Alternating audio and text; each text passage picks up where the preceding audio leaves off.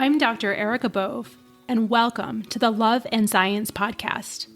I'm your host, and also the founder of Love and Science, Thriving Through Infertility. I'm so excited you're here today. With over a decade of experience helping thousands of women just like you, I empower professional women to build their families with confidence and compassion. Let's dive in.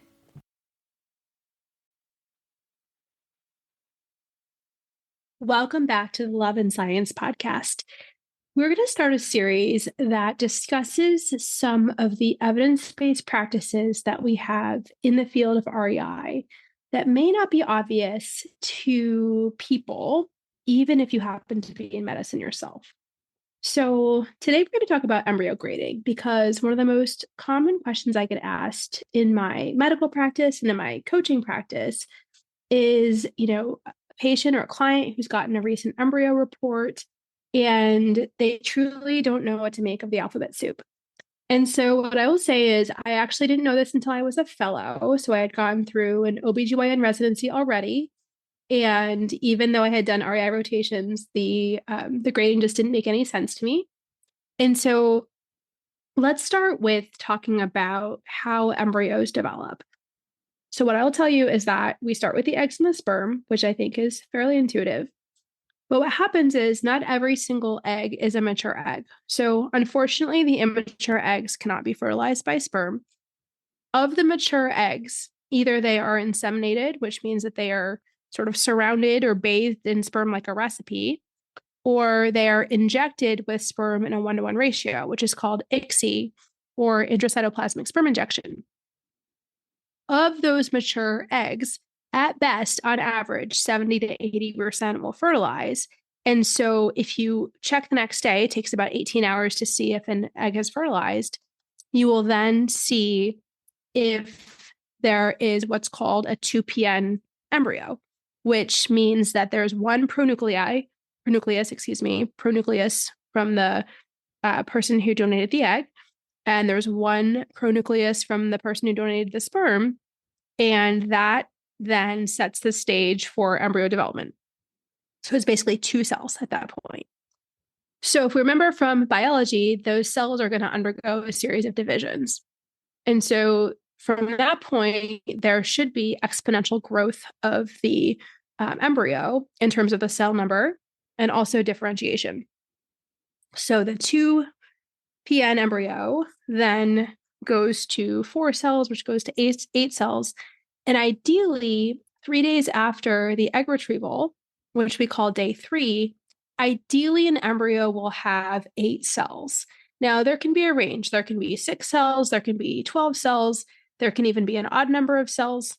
In general, even numbers tend to be better than odd numbers, although we do see live births from embryos that started with odd numbers on day 3.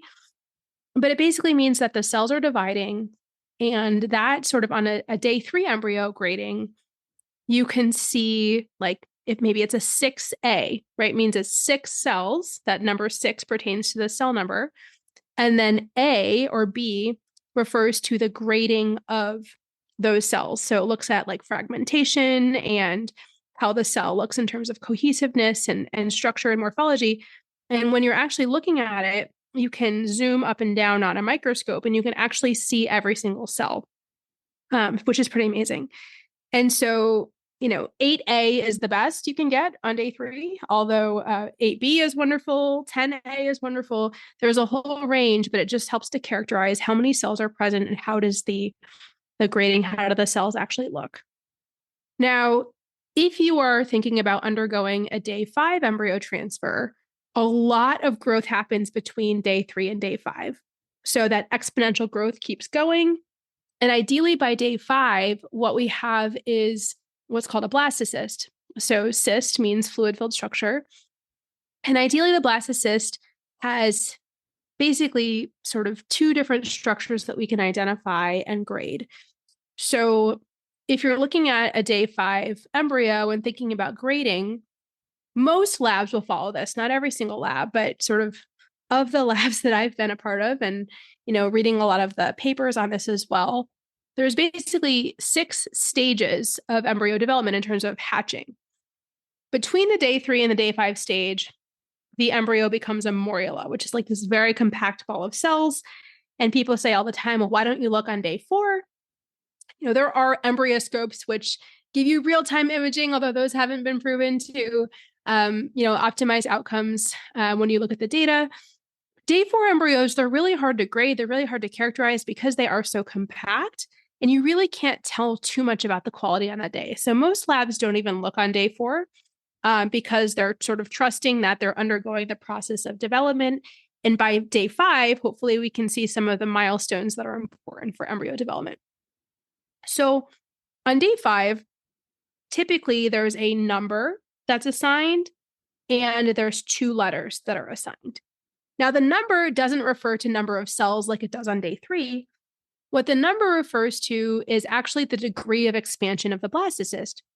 So what I tell my patients and clients is that embryos are looking for a home, and as they're looking for a home, they undergo this expansion, this hatching process.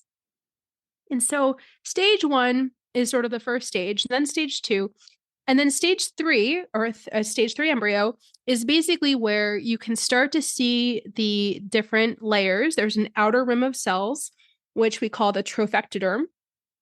And that's basically what becomes the placenta. And then there's an inner cluster of cells, which is the inner cell mass. And so you can Google an image of this, on Google Images, and see there's different sort of morphologies of the cells, et cetera. But that sort of structure where you can see an outer rim of cells, an inner cluster of cells along the edge, and then the fluid in the middle, that is a blastocyst. And so in most labs, a grade 3 basically means that it's not quite hatching yet. 4 is that it's starting to hatch. 5 is that it's hatching even more. And 6 is fully hatched, meaning it's completely outside of the zona pellucida. And so, 6 is not better than 4 necessarily. I think that there's some experience that goes along with this as well. But what you want to see is that the embryo is alive, that the cells look healthy, and that it's expanding and it's truly looking for a home. Sometimes you can even see the cells start to herniate out as they're looking for a home, which is kind of cool. But if you think about it, so, people ask all the time, well, like, I got this embryo report. How do I tell what's the best? How do I tell what's the worst? And, when we're thinking about untested embryos, generally the embryos with the best grades are the ones that we transfer preferentially. So for instance, like a 4AA, a 5AA, those are very good grades. And we might transfer those first, maybe before something that's like a 3BB or something like that. However, we do see live births from embryos with those other grades as well. And so unless it's a very, very poor quality embryo where we think there's no chance of a live birth, often we'll give it a shot.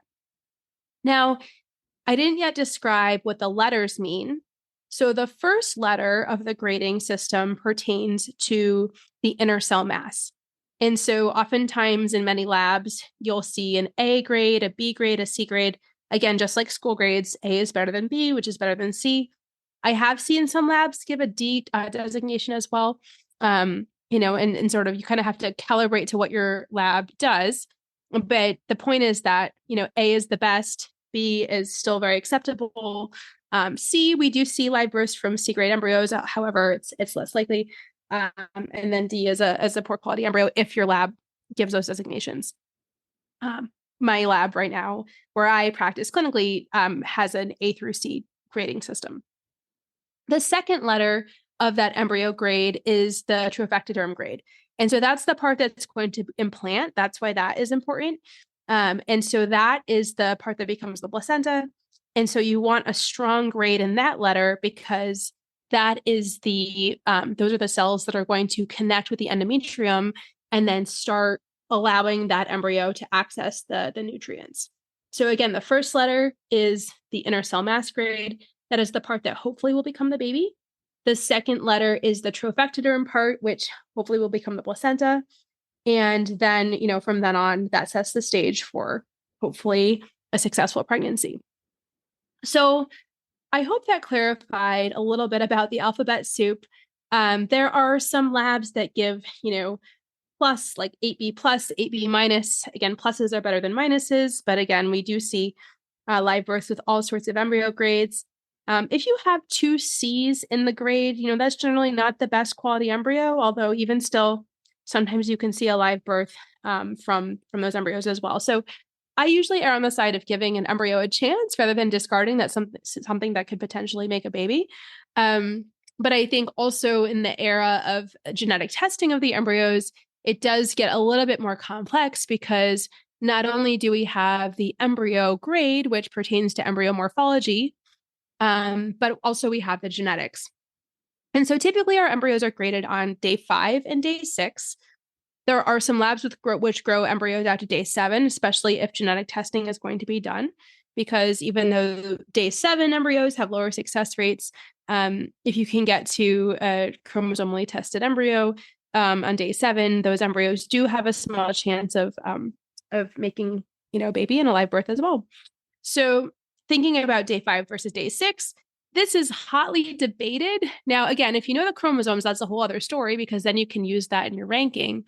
But thinking about day 5 versus day 6, I recently talked with our own embryologist about this. And truly, in a setting where that you're timing the embryo transfer to the endometrium, like a frozen embryo transfer cycle, for instance, day 5 versus day 6 is not really thought to have too much bearing because those are both very acceptable days for an embryo to meet its milestones. Now, if you're talking about a day 7 embryo, that gets into where the embryo is really not meeting its milestones on the appropriate timeline. And so that's why those embryos do have a lower success rate. But day 5 and day 6, pretty much those are equivalent. Most of the studies would show that. If you look at the A's and the B's and the designation, like would you choose a 3BA or a 3AB? Again, that is hotly debated. You may want to ask your own lab about their internal data about day 5, day 6, whether the inner cell mass grade matters more, the trophectoderm grade matters more, all those things you can have internal data for. But again, those grades represent different parts of the embryo.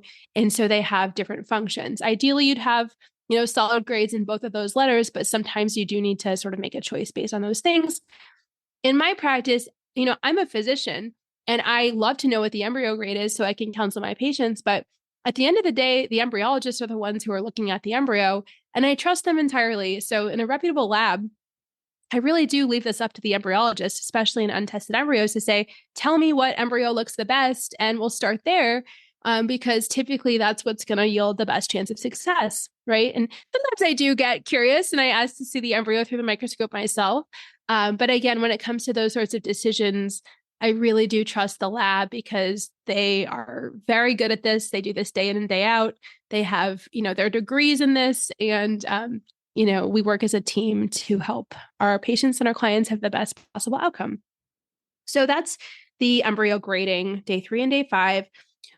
There is genetic testing of the embryos. And so what that means is that on day 5 or day 6 or day 7, instead of putting an embryo back in like a fresh embryo transfer, what's done is there is a trophectoderm biopsy of just the few cells on the outer rim of the embryo, the trophectoderm layer, the part that becomes the placenta, which is helpful to know because, some people say, well, is this going to affect a potential fetus? It's not that part of the embryo. It's a different part. And a few cells are obtained. Basically, a laser is used under most circumstances, and a few cells are obtained. The embryo reseals, it's frozen. And then those cells, say you have maybe, if you're lucky enough to have 3 or 4 embryos to work with, those cells are then sent off for genetic analysis to understand what the chromosomes of the embryo are. So for instance, certain cells would be in one container for embryo 1, other cells in a different container for embryo 2, and so forth. And so when you get the report, you can see embryo 1, you might see 46XX, which would be, a typical chromosomes for a female embryo.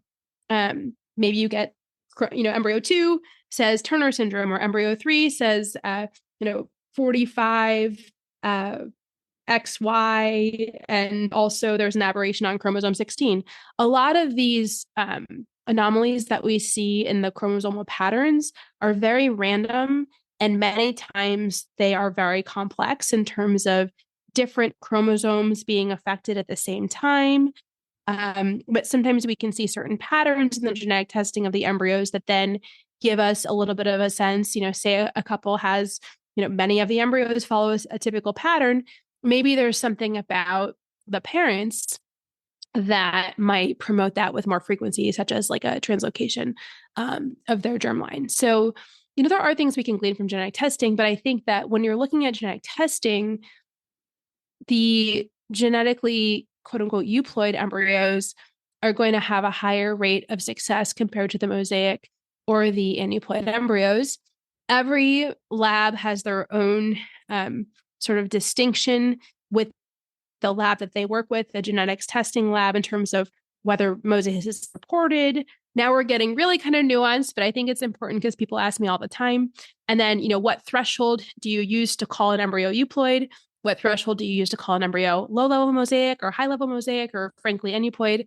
A lot of those things actually depend on the percentage of the DNA, right, the cells, and also looking at the particular chromosomes involved, because I think there's a lower threshold to call an embryo potentially aneuploid or mosaic if it involves an embryo that could potentially go on to yield a trisomy pregnancy, as many of them can.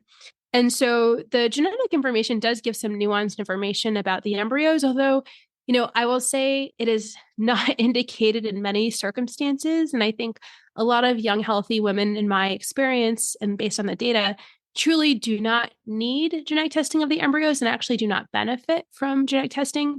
There's actually some evidence that people who are young who do genetic testing of embryos, for aneuploidy risk, actually may do worse. It's not a completely benign process. The technology is not 100% perfect. And also, it is an additional step to put the embryos through, right? To sort of take a few cells out and then rather than leaving the embryos intact. And so generally speaking, if a woman is 38 or above, there has been shown to be some clear benefit in those scenarios in terms of optimizing the, pregnancy rate per embryo transfer and also reducing the miscarriage rate, because we know that women who are on the older side for reproduction do tend to have higher aneuploidy rates and higher miscarriage rates. Also, if somebody's seeing me who has a history of recurrent pregnancy loss, either documented or believed to be due to aneuploidy, that's another scenario where oftentimes that is, entertained and possibly even recommended. I will also say that many people are now doing expanded carrier screening for recessive disorders, or they may have, an autosomal dominant trait that runs in either of the parents. And so they know about this, and genetic testing can be done oftentimes for those particular gene disorders and also at the same time for aneuploidy as well. So if I have a 28-year-old who, maybe Huntington disease runs in their family or something like that, and we're already doing genetic testing, I typically also will do the aneuploidy screening as well, just because, the cells are already being taken. So why not know that you're, putting in most likely with the resolution of the technology and euploid embryo without that particular mutation, for instance. So again, this gets very nuanced, and that's why, you have your REI or me to guide you in making these decisions. But I think, just it can be very anxiety provoking, either to show up for a fresh embryo transfer and to hear, okay, these are the grades of your embryos, this is what we recommend, and just to feel like it's like completely unknown territory. Or also, to get an embryo report and look at it and say, okay, well, some are male embryos, some are female embryos, like the, different grades look different. And, maybe you have a preference for one sex over another to start, but the grades don't really support that. And so again, this is really to help you make the best decisions you can with the available information and just kind of get oriented to the vocabulary and the landscape so that it's not so disorienting. So again, that's embryo grading and genetic testing in a very brief nutshell. If you'd like to know more, book a call with me. I'd love to talk more about this. As you can tell, I get excited to talk about it because I think it's just so fascinating what we're able to do. But stay tuned. We'll talk about more evidence-based topics, and I hope this helps. I love you as always. Take care. Bye.